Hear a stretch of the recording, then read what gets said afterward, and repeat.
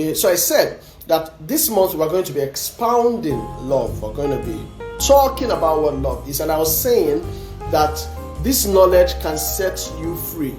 It can help you in your next relationship. It can help you make a purpose-driven decision about who to love. Okay, it can help you know how to handle issues when they come up in your relationship. Many people have broken up with people who they would have made successful marriages with just because they didn't know how to respond to provocation. They didn't know how to handle offense. They didn't know how to respond when things don't go the way they want it to go. You see, that is a problem. It is partly because they have not yet understood how to manifest or express this love we're talking about. Okay, don't forget we said love is not just a feeling, but there are feelings in love. And I keep emphasizing this so that you know that when you're about to take a decision just based on how you feel, you should hold on. You should take a break. Okay, and when we were defining love, we said it's a deliberate, willful commitment to contribute to the betterment of somebody else's life without expecting anything in return. Okay, it's a commitment. You're saying that it's a decision. I'm going to commit to helping this person be the best that they can be. I'm going to endure with them. I'm going to forgive them. I'm going to tolerate. I'm going to be there for them. Okay, that is what true love is. But don't worry, throughout this month, we are going to be taking it step deeper and deeper and deeper and deeper. Okay, so generally when you hear about love, from the ancient Greek scholars, and there are different categories or types of love people speak about. All right, you hear about the philia, you hear about eros, you hear about storge, you hear about philosia, you hear about agape. There are several others anyway, but these are like the main ones, and I will just explain what some of these are and show you how they connect in the big picture. Okay, you will just enjoy yourself. Let's go straight into it. Okay, so when we talk about philia, that is the kind of love. Let me read some of the things I wrote down. It is the warmth and affinity that is shared with non-family members. Okay, friends, colleagues, but people who you're so close with as though they were family. Okay, now certain people also define philia as the love shared within the family, but there is another one that speaks particularly to that. Okay, but philia is that one that is experienced with close friends, people you call close, inner caucus. Okay, it can also apply to family members. And now this type of love is linked with loyalty, companionship, trust, okay, and shared values. So you see, because you and this person connect, it may be a colleague, but your values are so in sync,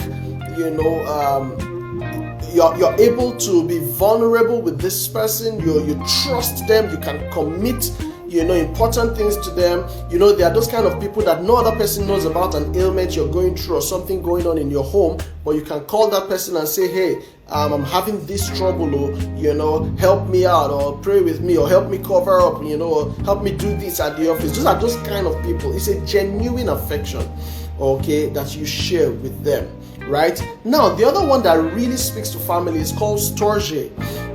Okay, and it describes the love shared with family members. Now, this type of love is unconditional. It explains that unconditional love parents have for their children. Why do we say it's unconditional?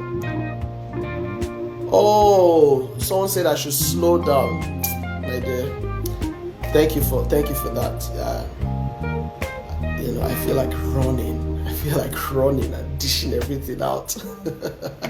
Okay, I'll take it slowly. But the good thing is there is the replay. You can always go to the replay and watch it, pause, write down, pause, write down.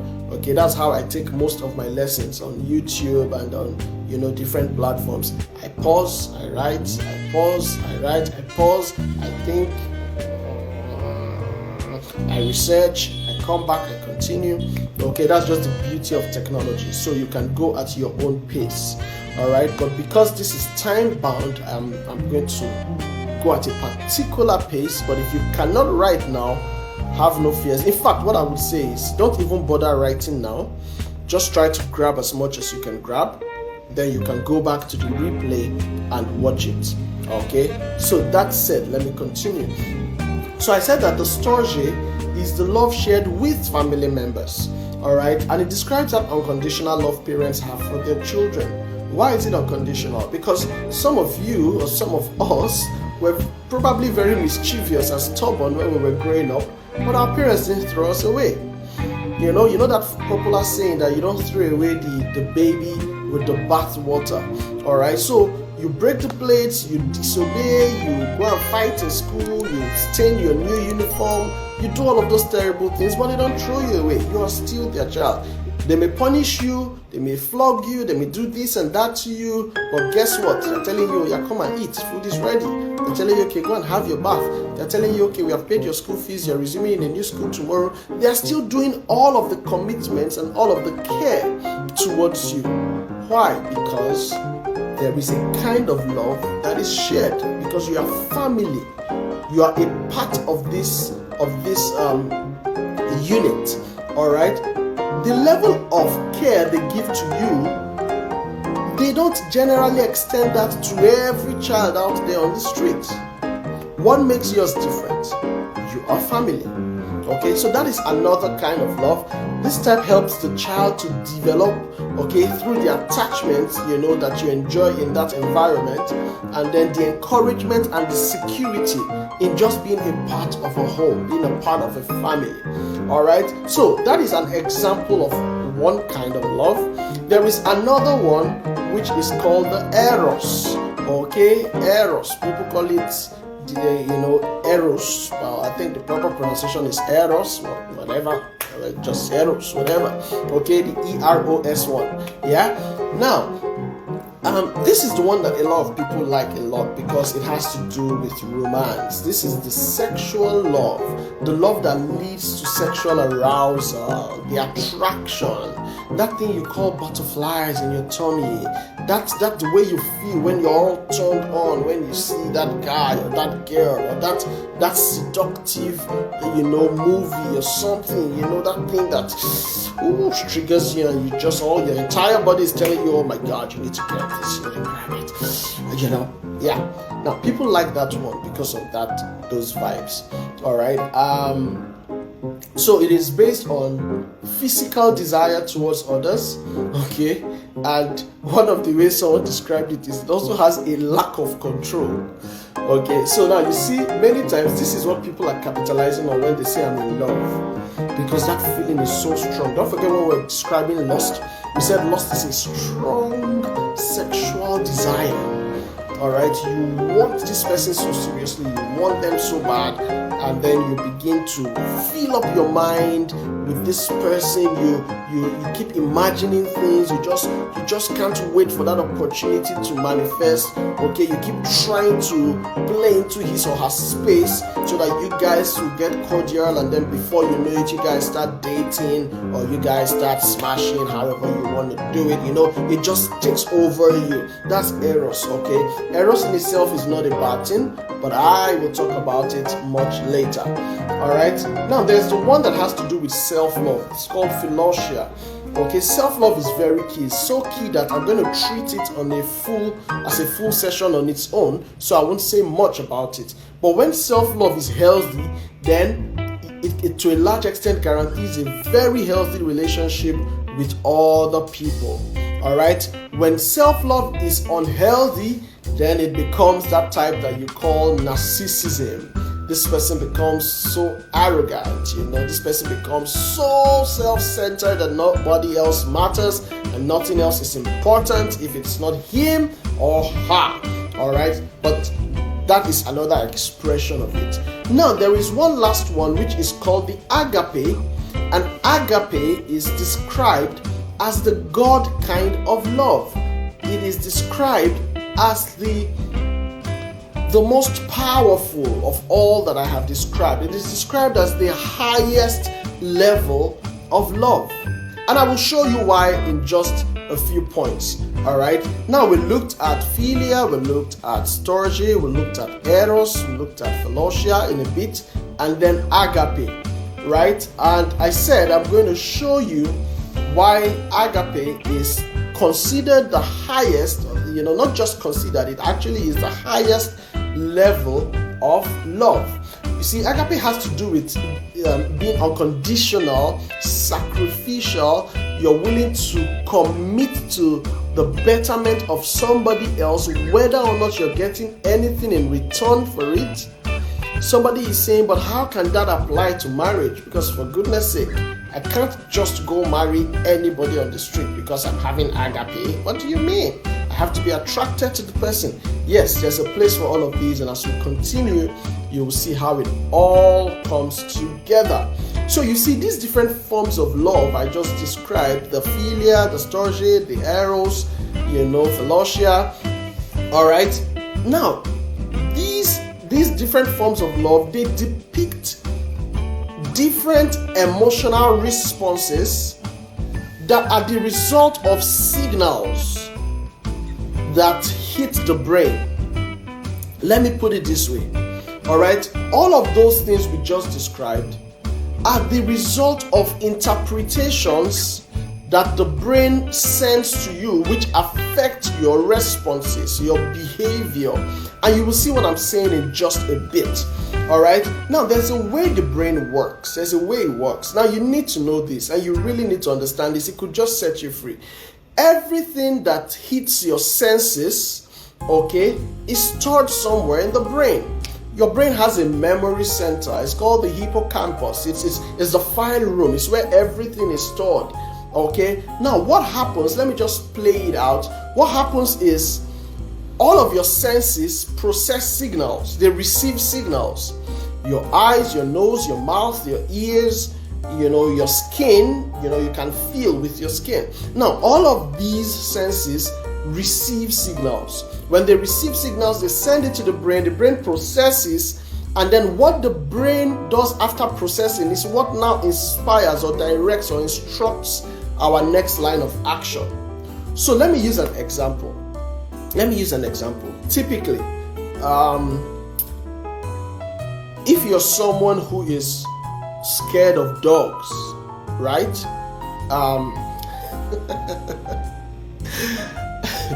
So I have this friend. We went to someone's house, and they had these heavy dogs. I think it was a Caucasian type of dogs, and they were inside the cage. As soon as my friend saw these dogs, he left us in the compound, went straight into the car, rolled up the car, and waited inside. And we were calling him, hey, come join us now, come. He said, don't worry, when you people finish, come and meet me inside the car. Okay, why? Because he was scared of those huge dogs.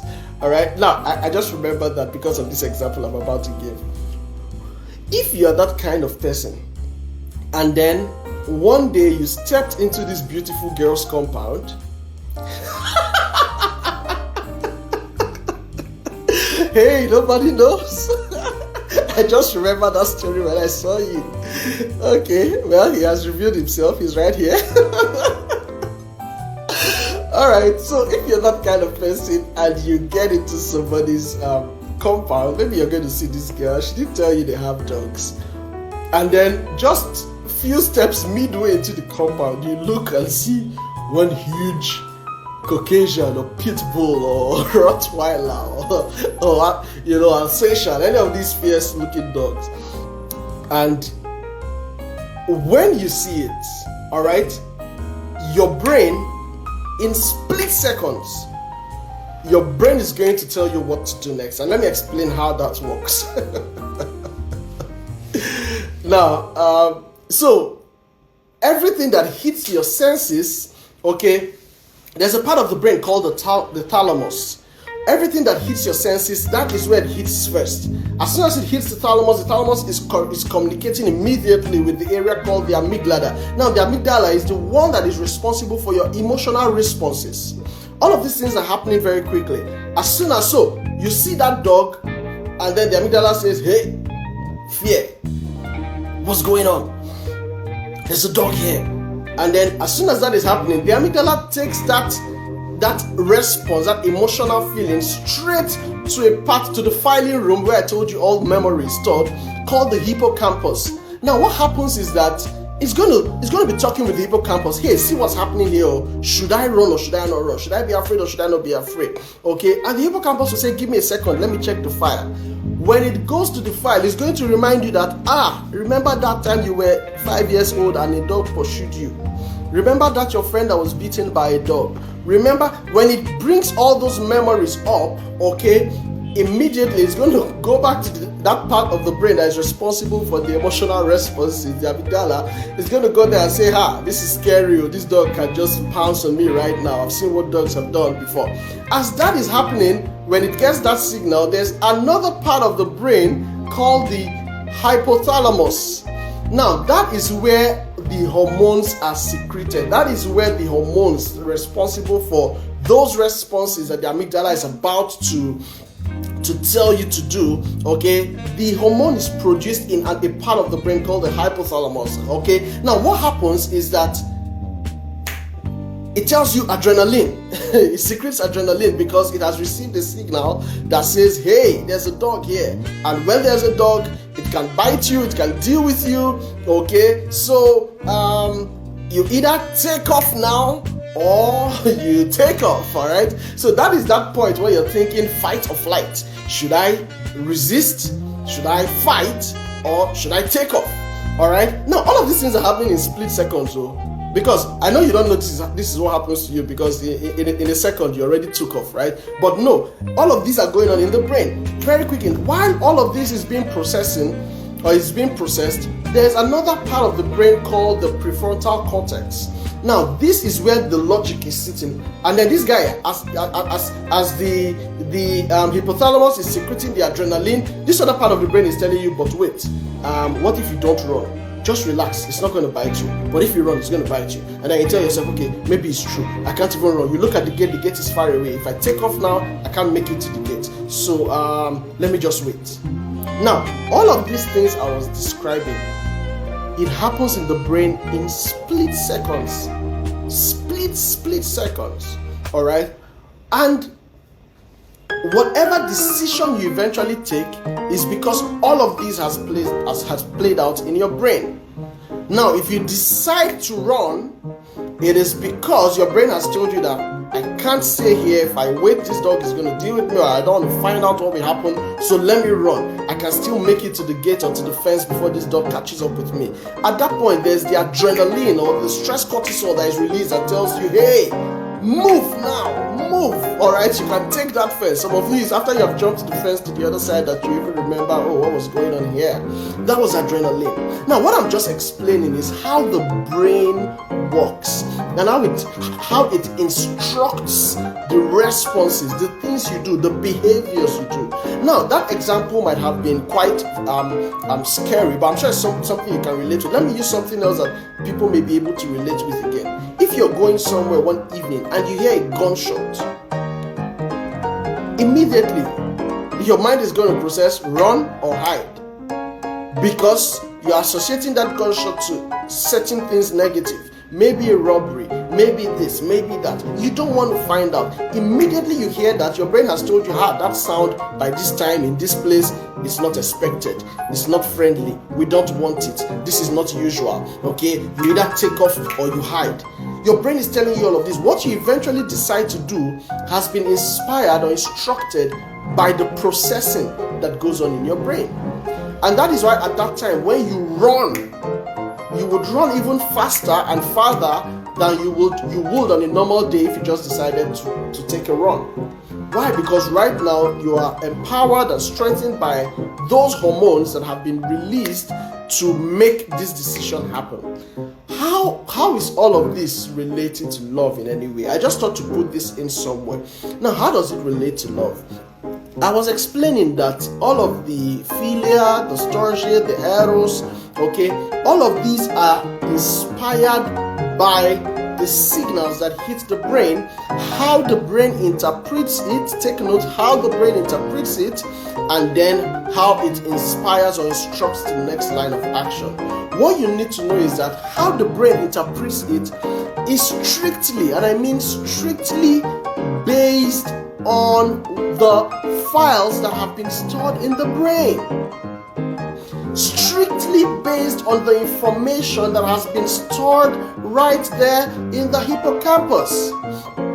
That is what determines what you will do next. How does this relate to what I am saying? So from when you were a child, you were taught certain things. You were told that when you see this person in the house, he is your uncle.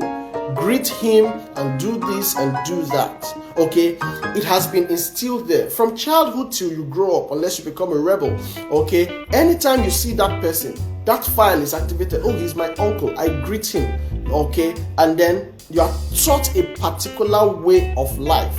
Now that's just an example, but everything about your upbringing, everything about the environment you grew up in, and those experiences you had, okay, all of those things are stored in your brain, and they are what inspire or instruct your responses to people.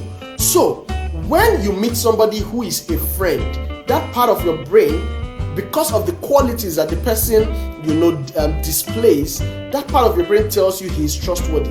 Yeah, just like that's your other friend. Yeah, you can be close to him. Feel free to be close to him. And then the hormones of affection and kindness and love is secreted, and then you enjoy being around this person, and then you want to talk with them. Why? Because your brain has already interpreted to you that this is a safe zone, you can camp here for a while. Do you understand what I'm saying? Now, all of these types of love are the result of these signals that hit the brain interprets it. Take note that that interpretation is very subjective. Why? Because it is based on what has been placed in the brain, deliberately or not deliberately, consciously or subconsciously. And this is very important. You need to know that every information you are receiving is staying somewhere. It is there. That's why you must be very careful about what you're feeding yourself with, what you're feeding your mind with. All right? Every information that you're taking in is there somewhere. When the need arises, it will be activated. Okay? But you see, a small child who has not had any experience with a dog and doesn't know that it can be scary, okay, when a child sees that dog, he might just walk up straight to the dog and go give it a hug. Why? Because there is nothing to reference that has to do with fright or attack, or there is no reference there. It's just that pure innocence. Okay, and you're wondering, small boy run away from that dog, but he doesn't know what you're talking about. He doesn't see why he should run away. Why? Because there is no reference in the brain to say this is dangerous, run away from it. It's the same reason why some children, maybe they're playing with fire, with the stove or whatever, you're telling them, no, don't do that. Well, maybe one time you're looking away and the person walks to that hot pot and puts his hand on it. When he touches that pot and it burns his finger, a signal has been registered. The next time he sees a pot, whether it's on fire or not, he's going to think that this thing may just be hot and it may burn my finger. So you see how these impressions are created. That's why I say they are very subjective, because whether you know it or not, you are just registering different things. You grew up in an environment, people talk in a particular way there. It registers. Maybe you grew up in a house where you had a lot of senior ones, or and you hear them talk about their boyfriends, their girlfriends, talk about the nights out, the parties. Something is being stored in your memory. As you are growing up, you will find yourself almost naturally responding to those things that have been filed. You'll be taking decisions based on those information that has been filed, because this is how you know that life happens. I don't know if you grab what I'm saying. Okay, so this is it. All of those kinds of love we describe, okay, the family one, the friend one, the romantic one, they are all based on signals that hit the brain, and then those signals are interpreted and then bring out the necessary emotional response. Okay, how is that different from agape? How is that different? Wow. Now, somebody said something, and I want to quote it. He said, know that your mind is a computer that is running a pre-programmed script. That just explains everything I've been saying. It's a computer that is running a pre-programmed script. That programming may not have been done by you, it may have been done by every person who has played a role in your life from birth. All of your experiences and all of the things you have done together from birth, is the programming in your mind. What people don't know yet is that you can deliberately choose to change that programming. And that is what begins to happen with personal development. You begin to see things differently. You begin to see new possibilities. You begin to see new ways, new light. Things can be different. It doesn't have to be this way. You begin to see that the world is bigger than just what you were thinking. It's bigger than your corner. It's bigger than your bedroom. It's bigger than your parlor. There's a whole big new world out there. Okay? When you begin to self-develop, you begin to open yourself up to newer possibilities, and then you begin to create newer impressions in your brain, in your memory center, so that when the need arises, you can refer to it and take decisive action. All right, so much for that. And then I've heard people say before that eros is a negative thing, it's a bad thing. Eros cannot be a negative thing. Now, one thing you need to know, everything God created is good. And this body we are describing, these feelings, all of these things, they were put there by God. So it cannot be bad. Eros is good. But just like every other thing that is good, if it is not used appropriately or for the purpose or in the context wherein it's meant to be used, it can become bad. All right, water is used in cooking. You use it in having your bath, but water can also drown a man. You use fire to cook your food, to roast, to bake. All right, but fire can also burn down the house. It depends on usage. Are you with me? All right, so eros in itself is a good thing, and it's very significant because it was put there by God. If eros was not there, all right, Adam was going to have a problem because he won't be able to carry out his mandate. God told him, multiply, fill the earth and subdue it. How is he going to do that if there is nothing that draws him to the woman sexually? Okay, so I believe that eros was activated in the human when that command was given, that man was going to need to be procreating. Something needed to prompt him. Something needs to work in his body to let him know that right now you need to get down. This is what you need to do right now. You need to meet your wife. You need to have sex with her. All right? Something needs to prompt it. That's all these urges. That's where eros comes from. So it's not a bad thing. It depends on how it is used. Just imagine that Adam and Eve were in the garden and there was no eros, no romantic attraction. Those people will be getting old there. They will not know that they are supposed to born children. Before you know, maybe God will now say, in fact, I need to do orientation for these people. Oh yeah, Adam, come and see. Do you understand it? So it was put there by God.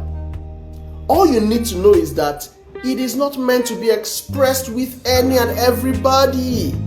It is meant to be expressed with your partner, your spouse, the person you get married to.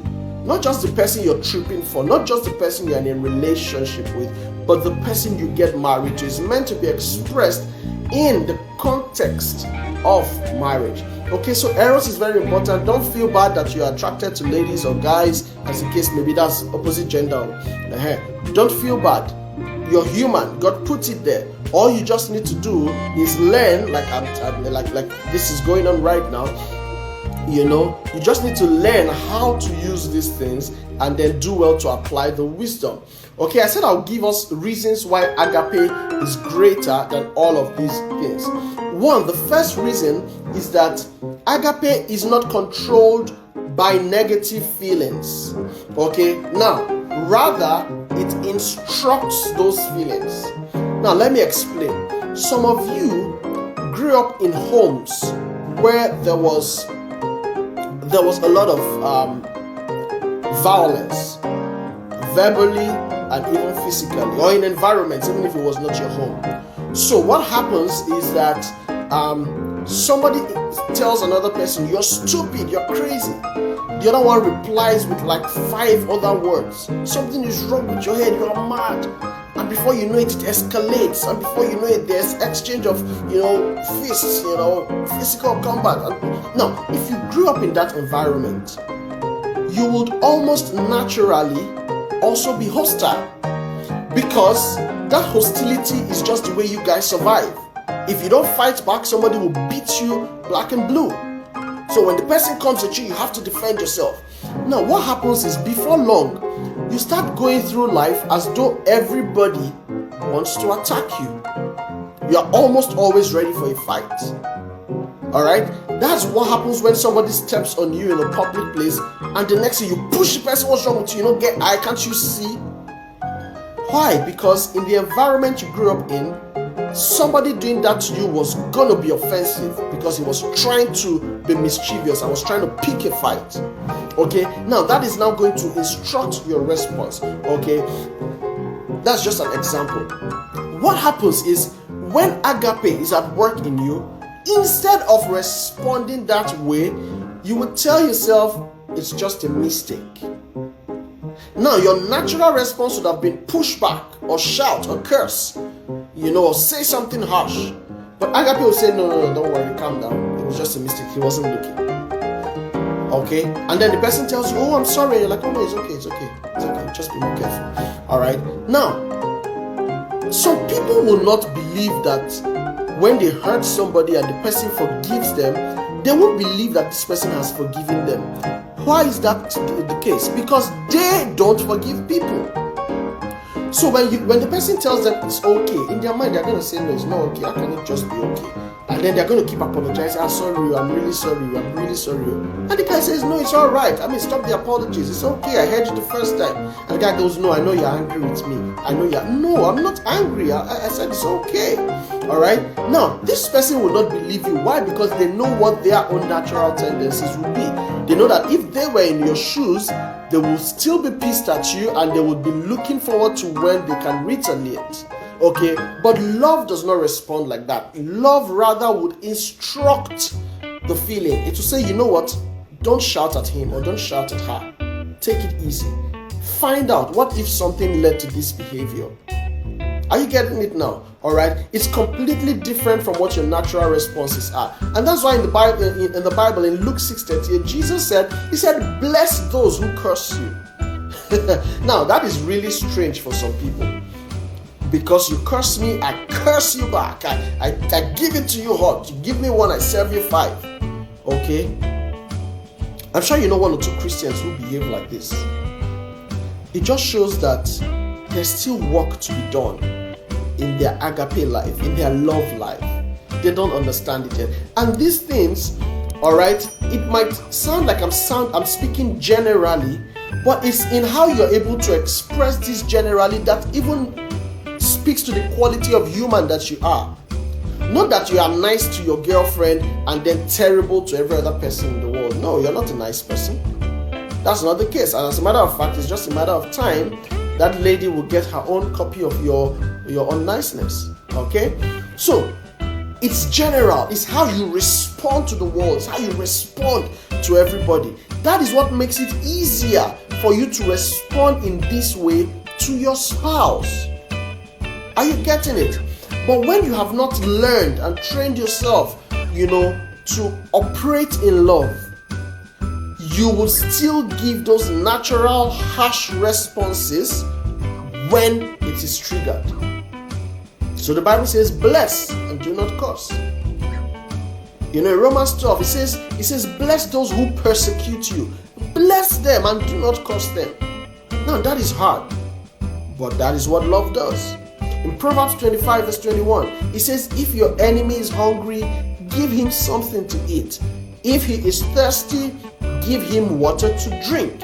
In doing this, the next verse, 25, 21, so in 22, it says, when you do this, it says you will heap burning coals on his head, and the Lord will reward you for that. Now, what does that mean? When some people see that in your acts of kindness to your enemy, you're heaping coals of fire on his head, they think that is God punishing the person. Hey, that this good thing you're doing is now dealing with him. No, that's not what it means. It means that by your good deeds, this person will say, wait, what's going on? Why is he or she not responding to me the way I am responding, the way I'm treating her? I have been completely unnice to her and she has been kind to me. I have been completely disrespectful to him and yet he doesn't shout at me. He still treats me with respect. He still treats me nicely. Something is going on here. Now they get uncomfortable and before long, they would be converted by love. They would change. They would wonder, what is going on? I can't be this evil all the time. I need to change. All right. So I was explaining that love does not respond to negative feelings, rather it instructs those feelings. It tells itself how to respond, which is different from the natural tendency. Another thing that makes love agape different from the others is that it's not motivated by self-gratification. In other words, whether this act of kindness is going to be good for me or not, whether I'm going to get something in return for it, it doesn't matter. Okay, now I remember at certain times, there's certain people that I have been friends with and on one occasion, I remember somebody telling me, why are you hanging out with this kind of guys? They are not your level, And I'm like, what do you mean? They are human beings. They are human beings. They deserve all the love, all the acceptance, the friendship, the encouragement. They deserve these things. But probably because they are not on your own economic level, your social class, you feel like, oh no, this at best this can just be my gate man. At best this can just be my driver. And then you cannot share kindness with them. Every time you speak to them, you speak like you're talking down at them. You're speaking in derogatory terms. You're shouting at them. Because somewhere in your mind, you feel like you are better off. That is not love. Love will teach you that this person deserves kindness and respect. He doesn't have to be on your level. He doesn't have to have the means to pay you back. He doesn't have to have the means to respond to your acts of love. But because he's a human being, you know that you ought to extend kindness, patience, understanding with this person. You see, it's different. Now, why is it different from some of the others? Now, if it's philia, you will say, okay, yes, I'm doing this niceness to him because he's my friend. But what of the person who is not your friend? Can you also meet their need when you have the opportunity to do that? What about an absolute stranger? What about somebody hungry on the streets? Would you still meet their need? Would you still support them? Would you still show them love and acceptance? All right, let me move on. So, it's not motivated by self-gratification, rather it is motivated by selflessness. And there's a story in the Bible that represents this.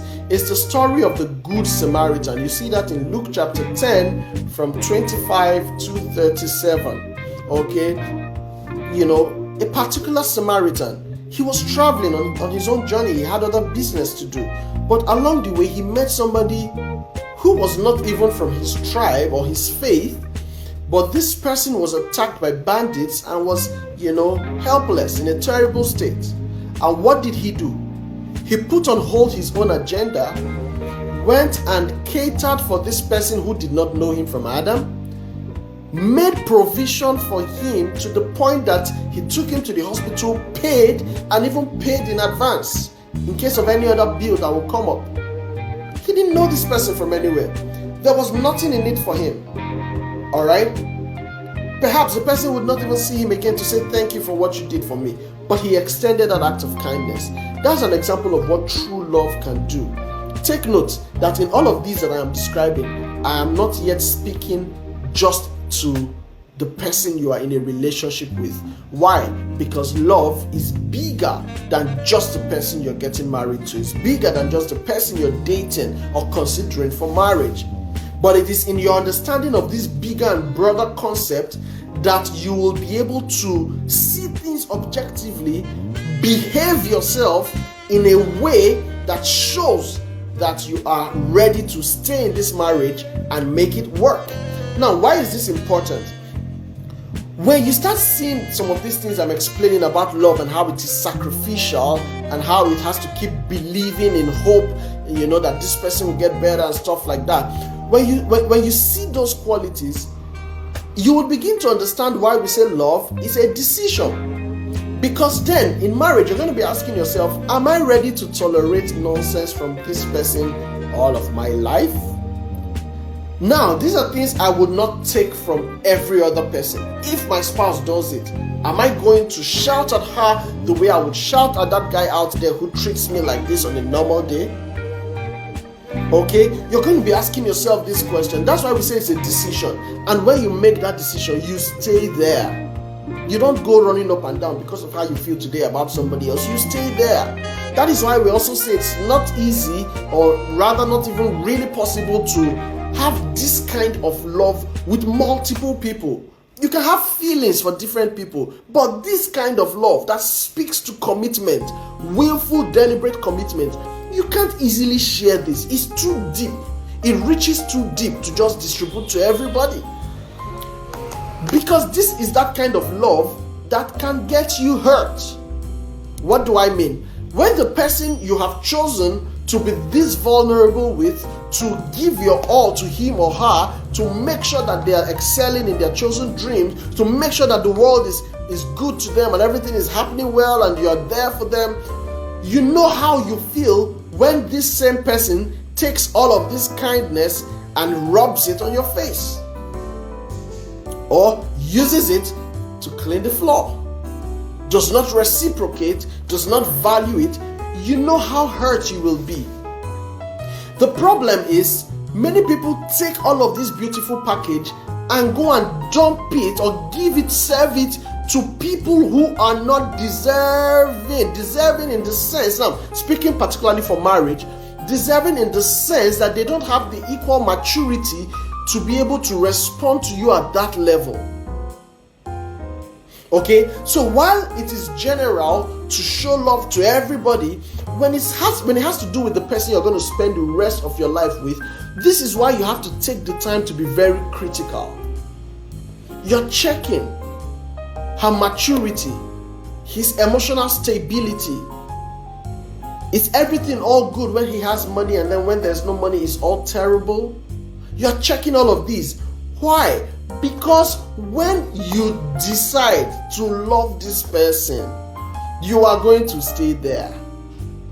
I used to tell people as a teenager, that was when I told myself that the lady I will get married to, I have forgiven her in advance.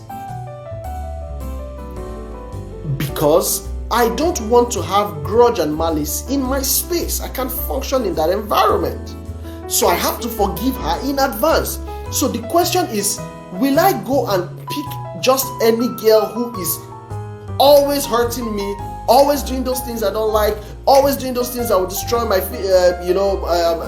my joy and will keep me moody and sad? Am I going to go out and look for that kind of person and say, now I want to love you because I have this love that I'm going to forgive you in advance no matter what you do? No, I won't do that. Because I don't want to put myself in that precarious state, I am going to make sure that the person I am settling with has qualities that will not readily put me in this dangerous place. Why? Because I have made a commitment to forgive her. So, I don't know if you get what I'm saying. This understanding, it will help you sieve out certain people who you should not do life with maritally. It will also help you be a pleasant fellow anywhere you are. When people want to speak about you, they keep saying nice things, wonderful things. He's a great guy. He's so kind. Oh, she's so thoughtful. She's so respectful. Why? Because you have the qualities of love exuding from you. And I will still speak to the qualities as shared in scripture in 1 Corinthians 13, 4-7. I'm going to explain that most definitely in other classes or in other sessions, not this particular one, because I'm already supposed to start rounding off. Okay, there's somewhere in the Bible, Philippians chapter 2, 3 and 4, the NIV version. It says, do nothing out of selfish ambition or vain conceit, pride, Rather, in humility, value others above yourselves. Not looking on your own interests, but each of you to the interests of others. That's what the Bible says. Okay, do nothing out of selfish ambition or vain conceit. Rather, in humility, value others above yourself. That is love. Where you place value on other people, whether or not they can reward you for it. A lot of people are nice to people who are nice to them. Jesus said, if you only do good to the people who do good to you, what do ye more than others? He said, even the unbelievers behave like that. So what makes you different? What makes you special? It's not a big deal. If I'm only nice to you because you're nice to me, then that is not love you're manifesting. You're just reciprocating. Do me, I do you. That's what you're doing. Alright? But love is the one that says somebody's unnice to you, yet you would not change your pleasant disposition towards them. I know these things are not easy, but this is why the Spirit of God helps us to live out the love life. And I'll share more on that in the next session. Okay, the fourth point about why agape is higher than all the other forms of love is that it is unconditional. You see, that story I told you about the Good Samaritan, he didn't have to get any reward from helping that guy, but he went all out. He went all out. Okay, he went all out. Took from his personal belongings, his own earnings, put his journey on hold for a while, sorted out this guy first. As I say some of these things, I really wish people can look introspectively. When last did you go out of your way to be a blessing to somebody who couldn't even tell you thank you, or who wouldn't even know that this is the person who did this good thing for me? When last did you go out of your way to ensure somebody else was comfortable? Alright? When last did you go out of your way to offer kindness to somebody without the person asking for it? So much for that. Let me move on. It's unconditional. Okay? Now, the fifth point I will give is all the other kinds of love are case specific. What do I mean by case specific? The philia, for example, this person is your friend. So you open up this level of kindness and affection towards them because they are your friend. The storge, the person is your family member. So there is a kind of benefit or kindness or love that they enjoy because they're your family members. Okay. For eros, okay, because this person is going to give you sexual pleasure, there is a kind of niceness and kindness you extend towards this person. Okay, so it's always case specific. All right, because this is the person involved, I will do this for them. But agape is not case specific. It applies to every human relationship, and guess what? Even beyond human relationship, it applies to everything you do as a person. So agape applies in philia, it applies in storge, it applies in eros, it applies in self-love. Okay, and guess what? There's one scripture I love so much in the book of Proverbs. I can't remember where exactly it is. It says that the righteous man is even kind to his animals. Kind to his animals. So this is who you are. You are a caring person because there is so much love resident on your inside. You can't just but show love. People have told me before, hey Chimeze, you're too nice, people are going to take advantage of you. And I said, no, what you think is taking advantage of is permitted by me. I have decided to do it. I decided to oblige. It's no one is taking advantage of me. But if I tell you no, my no is no. And it's not because I don't like you, it's not because I'm angry, it's just because the answer is no. When I tell you no, it is no. Nothing changes it. So why do you think that my yes is being taken advantage of? No, it's processed, it is decided.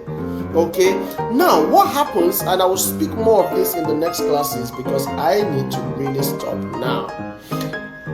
What happens is that when love is at work in you, you see all those things I explained about how the brain sends signals to your emotion, to the hypothalamus, who now dispenses the necessary hormone to tell you what to do next. Now, what happens is that instead of those things to be happening just naturally, a new A new engine, let me put it like that, a new OS, a new operating system is going to be installed there, so that when you are supposed to fight, now that new OS, which is love, will tell you hold back. The body is telling you go all out. Love tells you hold back.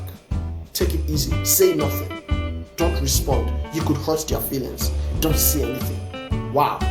Why is this happening? Because there is a new operating system that is now instructing that previously registered response. Okay, let me stop here for now because of time, but guess what? It keeps getting better. We keep taking it deeper. Next week, we would continue from here and we would speak about the qualities of love one after the other. And you would use that as a checklist for your life and see how really do I relate to people. Do I love? Am I loving? Okay, or am I selfish? All right, you're going to see all of those qualities next week. And please do well to join us and also spread the word. There will be a lot to glean out of this session. Thank you so much for your time. I need to stop here.